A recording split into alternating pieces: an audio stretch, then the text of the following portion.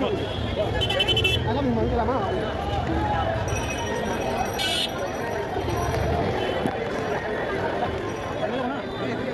மக்களே, காஷியோட night life பற்றின இந்த வீடியோ பார்க்குறதுக்கு முன்னாடி போன வீடியோ நிறைய பேர் பார்க்க மிஸ் பண்ணியிருந்தீங்கன்னா லிங்க் வந்து டிஸ்கிரிப்ஷனில் இருக்குது. ஸோ கிளிக் பண்ணி நீங்கள் அதை பாருங்கள். இந்த வீடியோவில் நைட் லைஃப் ஆஃப் காஷி வந்து ஒரு சாக்ரெட் சிட்டி அப்படிங்கிறது நம்ம எல்லாருக்குமே தெரியும். பட் ஒரு மாடர்ன் சிட்டிக்கான அத்தனை அம்சமும் ஒரு பக்கம் வந்து காஷியில் இருந்துக்கிட்டு தாங்க இருக்குது. ஒரு சைட் சீயிங்காக இருக்கட்டும், இல்லை வந்து ரிலாக்ஸ் பண்ணக்கூடிய இடமா இருக்கட்டும், இல்லை ஃபுட் கோர்ட்டாக இருக்கட்டும், ஸோ எல்லாமே ஒரு ட்ரெண்டிங்கான ஒரு சிட்டி அப்படிங்கிற நம்ம சொல்லலாம். இந்த காஷியை பொறுத்த வரைக்கும் இப்போ கரெக்டாக இந்த நான் போன டைம் வந்து பார்த்திங்கன்னா 11 o'clock 11 to 11:30 இருக்கும். ஸோ இவ்வளோ ரஷ் இருக்குது, இவ்வளோ ஷாப்பிங் வந்து பண்ணிகிட்ருக்காங்க.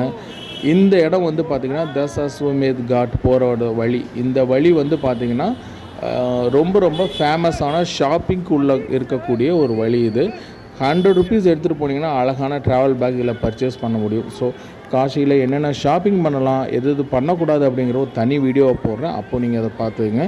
ஸோ இந்த நைட் லைஃப் ஆஃப் காஷியில் நாங்கள் 3 பிளேஸ் வந்து பார்க்கலான்னு சொல்லி டார்கெட் பண்ணது.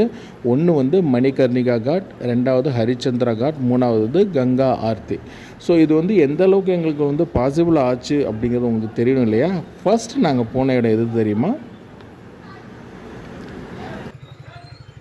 ஆமாங்க, ஃபர்ஸ்ட்டு போனது மணிகர்ணிகா காட்னா படித்துறை. ஸோ ரொம்பவே வந்து இருட்டான ஒரு இடம். இதில் வந்து நாங்கள் நடந்தே போயிட்டோம். நாங்கள் தங்கியிருக்க இடத்துலேருந்து சுமார் ஒரு 1.5 கிலோமீட்டர் அப்படிங்கிறதுனால, ஸோ நைட் வாக் நல்லா இருக்குமே அப்படிங்கிறதுக்காக, ஒரு எக்ஸ்ப்ளோர் பண்ண மாதிரி இருக்குமே அப்படிங்கிறதுக்காக நடந்தே போயாச்சு. வழக்கமான காஷி மகாநகரத்துடைய சந்து பொந்துக்களில் பூந்து போகிறதே ஒரு பெரிய ஒரு டாஸ்க்கு தான். இந்த மணிகர்ணிகா காட்டை பற்றி நம்ம சொல்லணும் அப்படின்னா, இது வந்து 3000 வருஷம் வந்து தொடர்ந்து எரிஞ்சிக்கிட்டு இருக்கதா சொல்கிறாங்க. இந்த நைட்லேயுமே கடை திறந்து வச்சு வியாபாரம் பண்ணிகிட்ருக்காங்க. இருக்கும் ஒரு 11:30. அங்கே பாருங்கள், அவர் அகோரியா என்னன்னு தெரில, ஒரு மாதிரி முறைச்சோன்னே நான் வந்து கேமரா ஆங்கில் மாற்றும்படி ஆயிடுச்சு. ஏன்னா இந்த இடத்துக்கு நம்ம ஒரு புது இடத்துக்கு வரோம். காஷியை பற்றி நிறைய மிஸ்ட்ரீஸ் நம்ம கேள்விப்பட்டிருப்போம். நம்ம எடுத்தோன்னே எதையுமே நம்ம வந்து சுலபமாக எடுத்துக்க முடியாது. இங்கே வந்து விறகுகளும் சடலங்களும் வந்து தொடர்ந்து வந்து படி ஏறிக்கிட்டே இருக்குது. ஸோ படி ஏறி அங்கே மேலே தெரியுது பார்த்திங்களா, இந்த விறகு ஏற்றிட்டு இருக்காங்க. ஸோ இந்த மாதிரி சிங்கிள் படி தான். கங்கையில் வந்து கடுமையான வெள்ளம் அப்படிங்கிறதால படித்துறை தெரியலை. இந்த மேலே எரிஞ்சிக்கிட்டு இருக்குது பார்த்திங்களா. ஸோ அதுதான் வந்து மணிகர்ணிகா காட். ஸோ ஸ்டெப்ஸ் மாதிரி ஏறி நம்ம மேலே போகணும். சிங்கிள் ஸ்டெப்பு தான். ஸோ ரொம்ப ரிஸ்க்கான ஒரு இடம் தான். ஸோ இந்த இடத்துல வந்து பார்த்திங்கன்னா தினமும் 100 கணக்கில் வந்து பிணங்கள் வந்து எரிக்கப்படுறதா சொல்லப்படுது. மணிகர்ணிகா காட் அப்படிங்கிறது பார்வதி தேவியோடைய ஒரு இடம், அவங்களுடைய காதணி விழுந்த இடம் அப்படின்னும் சொல்லப்படுது. ரொம்ப ரொம்ப பழமையான ஒரு மயானம். நான் சொன்ன மாதிரி 3000 வருடங்கள் தொடர்ந்து அணையாமல் எரிந்து கொண்டு இருக்கக்கூடிய ஒரு மயானம் எதுனா மணிகர்ணிகா தான். காஷி போனீங்கன்னா கண்டிப்பாக நீங்கள் அதை பார்க்கணும். காஷியோட லைஃப் வந்து 2 எக்ஸ்ட்ரீம். நான் சொன்ன மாதிரி ஒரு பக்கம் வந்து இதுதான் லைஃப்னு கற்றுக் கொடுக்குற இந்த மாதிரியான மயானங்கள், இன்னொரு பக்கம் வந்து பார்த்திங்கன்னா எப்போதும் பரபரப்பாக இப்போ இருக்கக்கூடிய வாழ்க்கையில் என்ஜாய் பண்ணக்கூடிய ஒரு மக்கள். ஸோ ஒரு பக்கம் ஷாப்பிங் இதெல்லாம் போயிட்டு இருந்தாலும், மறுபக்கம் வந்து நம்மளுடைய லைஃப் இதுதான் அப்படின்னு வந்து சொல்லித்தரக்கூடிய ஒரு விஷயம்தான் காஷியோட மிகப்பெரிய ஒரு ப்ளஸ் அப்படின்னு நான் நினைக்கிறேன். ஏன்னா வந்து இரவு 12 மணி 1 மணி கூட வந்து ஷாப்பிங் பண்ணக்கூடிய ஒரு லைஃப் ஸ்டைல் வந்து அங்கே வந்து இருக்குது. ஸோ நீங்கள் வந்து காஷி போகிறீங்க அப்படின்னா கண்டிப்பாக மிஸ் பண்ணாத ஒரு இடம் எது அப்படின்னு பார்த்திங்கன்னா மணிகர்ணிகா காட்டு தான். அடுத்து வந்து நம்ம பார்க்க போகிறது கங்கா ஆர்த்தி. இதை முடிச்சுட்டு கங்கா ஆர்த்தி பார்க்கலான்னு போனால் கடுமையான வெள்ளம் கங்கையில் நாங்கள் இருக்கிறப்போ இருந்ததுனால கங்கா ஆர்த்திங்கிறது ரொம்ப சிம்பிளாக வந்து பண்ணிட்டாங்க. எப்போதுமே வந்து ரொம்ப 12-24 பேர் அந்த மாதிரி பண்ணக்கூடிய இந்த தஸ் அஸ்வமேத் படித்துறையில் வந்து பார்த்திங்கன்னா 6 பேர் தான் பண்ணாங்க. அது வந்து தூரத்துலேருந்து தான் பார்க்க அலோவ் பண்ணாங்க. ஏன்னா வெள்ளம் அதிகமாக இருந்ததுனால எங்களால் ரொம்ப கிட்டத்தில் போய் பார்க்க முடியல. நல்ல பௌர்ணமி டைம் அப்படிங்கிறனால இந்த கங்கா ஆர்த்தி அப்படிங்கிறது வந்து நல்ல விசிபிளாக இருந்தது. முடிஞ்ச அளவுக்கு என்னால் எந்த அளவுக்கு வீடியோ எடுக்க முடியுமோ எடுத்து உங்களுக்காக போட்டிருக்கேன். அதே மாதிரி மக்கள் வந்து அந்த ஆர்த்தி நடக்கக்கூடிய டைமில் வந்து இங்கே தீபம் வந்து ஏற்றி கங்கையில் வந்து வழிபடுறதை நீங்கள் பார்க்க முடியும். இந்த கங்கா ஆர்த்தி அப்படிங்கிறது வந்து one of the important event. Daily வந்து 6:30க்கு மேலே நீங்கள் அழகாக போயிட்டு சம்மர் டைமில் போனீங்கன்னா அழகாக இதை விசிட் பண்ணி பார்க்கலாம். ஒரு மழை காலத்துலேயோ இல்லை வந்து வின்டர் டைம்லேயோ போனீங்க அப்படின்னா வந்து கொஞ்சம் கஷ்டம்தான். ஏன்னா வந்து தண்ணீர் வந்து அதிகமாக இருக்கும் பொழுது நம்மளால் அந்த படியில் இறங்கி நின்று பார்க்க முடியாது அப்படிங்கிற ஒரே ரீசன் தான். அப்போ அந்த 3 இடத்துக்கு கிட்டத்தட்ட ஒரு 6 கிலோமீட்டர் நடந்தாச்சுங்க. பயங்கர டயர்டாகிடுச்சு. இதுக்கப்புறம் ஹரிச்சந்திரா காட் போகணும். அதுக்கு அடுத்த நாள் கிளம்பலாம் அப்படின்னு ஒரு idea.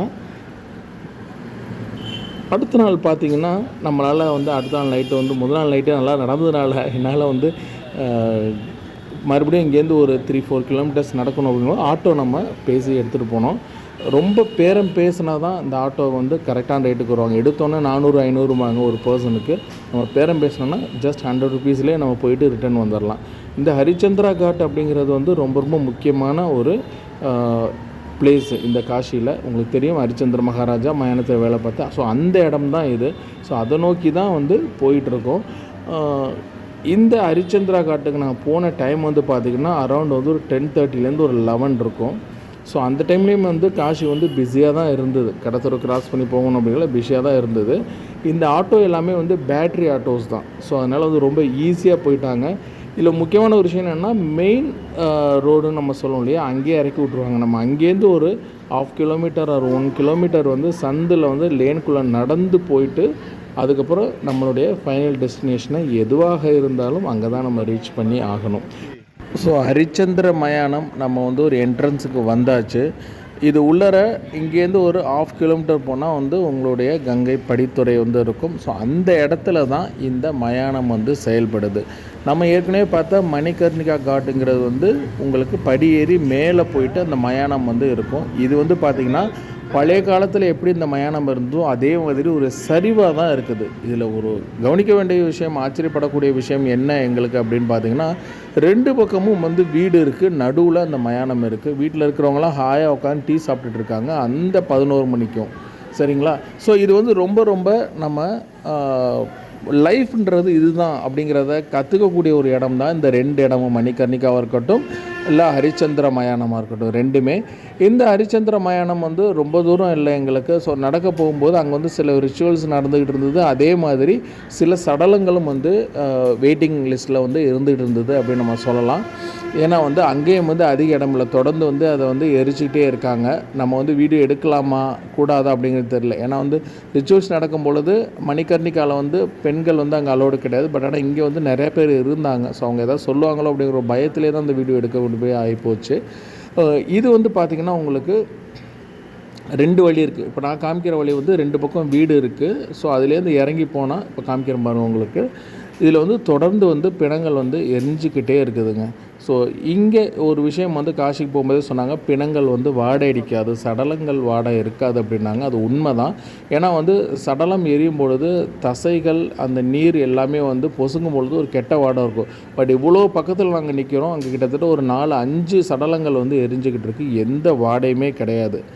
Life is a mystery இல்லையா? ஸோ இதை வந்து நம்ம ஏதாச்சும் ஒரு இடத்துல தான் போய் கற்றுக்கணும். அது காசியாக இருந்தால் இன்னமும் சிறப்பு. ஸோ இந்த மாதிரி பார்க்கும் பொழுது நம்ம மனசில் நமக்கு அறியாமல் ஒரு அதிர்வு வர்றது மட்டும் கிடையாமல் ஒரு லைஃப்பை பற்றின ஒரு சின்ன புரிதல் ஏற்பட்டாலே ஒரு பெரிய விஷயந்தாங்க. அதுக்கு தான் இந்த மாதிரி இடத்துக்கெல்லாம் விசிட் பண்ணோம் அப்படிங்கிறது. நான் எதுக்காக விசிட் பண்ணோம், அது ஓரளவு நடந்தேறி இருக்குது அப்படிங்கிறது தான் என்னுடைய எண்ணம். ஸோ பார்த்தாச்சு. ஸோ இதுக்கப்புறம் நம்ம கிளம்பி போகலாம். ஸோ அடுத்த வீடியோ வந்து ரொம்ப இன்ட்ரெஸ்டிங்கான இதே மாதிரி ஒரு வீடியோ தான். சரையு நதிக்கரையில் இருக்கக்கூடிய ராமர் கோயிலை பற்றியும் சரையு நதிக்கரையை பற்றின ஒரு இன்ஃபர்மேஷன் தான் உங்களுக்கு. இந்த வீடியோவை தொடர்ந்து பாருங்கள், மக்களுக்கு ஷேர் பண்ணுங்கள், மறக்காமல் சேனலை சப்ஸ்கிரைப் பண்ணுங்கள். நன்றி.